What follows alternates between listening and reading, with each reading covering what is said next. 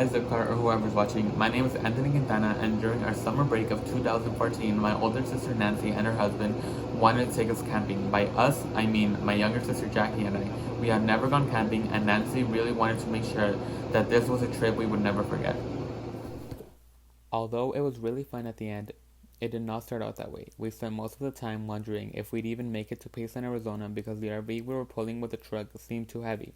At one point, we were scared we were going to fall down going upward on a mountain, but thankfully we made it and the memories practically started making themselves. The first night we had real s'mores for a change because I've always had them in a microwave, and let me tell you, s'mores over a campfire are 10 times better.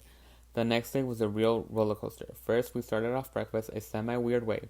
Let me explain. We ended up forgetting our eggs for our pancakes, so we used mayonnaise as a replacement, since it's basically made entirely of eggs.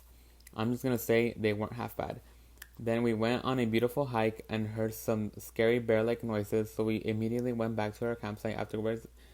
In the afternoon, there was a heavy storm, and that set the mood for what was coming. My sister Jackie was feeling distant and suggested that Nancy would forget about us once she had a family of her own.